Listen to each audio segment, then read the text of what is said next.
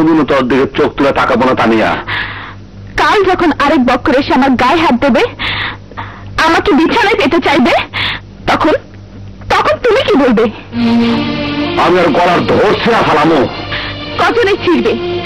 কোন অধিকারে ছিড়বে? দোকানে সাজানো পণ্য সবাই হাতে দেখতে চাই, যাচাই করতে চাই। ওদের কতজনকে বাধা দেবে তুমি? তুই দোকানে সদে না তানিয়া। তাহলে কি আমি? বল বল, কি আমার পরিচয়? আমি কি হই তোর?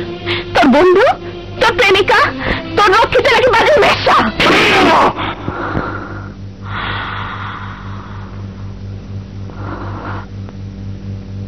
তুই তুই আমার রক্ষিতা না, তুই আমার জিন্দেগি, তুই আমার দুনিয়া, তুই আমার সব। তাহলে তোকে আমার হাত ধরতে হবে সারা জীবনের জন্য, ছেড়ে দিতে হবে সন্ত্রাস, পিস্তল, বুলেট। পারবি? পারবি ছেড়ে দিতে? তুই কি চাস না সংসার করতে, জীবনটাকে সুন্দর করতে? করতে চাইলে ওরা দিব না। আমার খুন করার জন্য ঠিকই আমার পিছনে লোক লাগাই দিব। কি করবি তখন? কি করবি? নিয়তির বিধান কেউ খণ্ডন করতে পারে না শান্ত, তুইও পারবি না।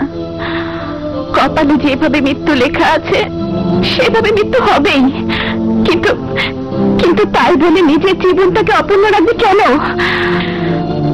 আজ যদি সন্ত্রাসী জীবন ছাড়তে নাই পারিস, তাহলে তাহলে ভুলে যেতে হবে আমাকে। আজকের পর থেকে তোর আর আমার দেখা কোনোদিন হবে না, কোনোদিন হবে না শান্ত। তাড়াতাড়ি না, দাঁড়া। এত কঠিন শর্ত আমার দিস না, বিশ্বাস কর তানিয়া। এই লোহা টুকরা হাতে নেওয়া সহজ, কিন্তু ফালানো অনেক কঠিন। তাহলে থাক তুই তোর পিস্তল বন্দুক নিয়ে। তানিয়া, তবে তোর সাথে আমি বাঁচবো না, আমি বাঁচবো না তানিয়া। কাল সকালে পত্রিকায় আমার আত্মহত্যার খবর পড়ে নিস। না তানিয়া না, আমার দিকে তোকে মরতে হবো না।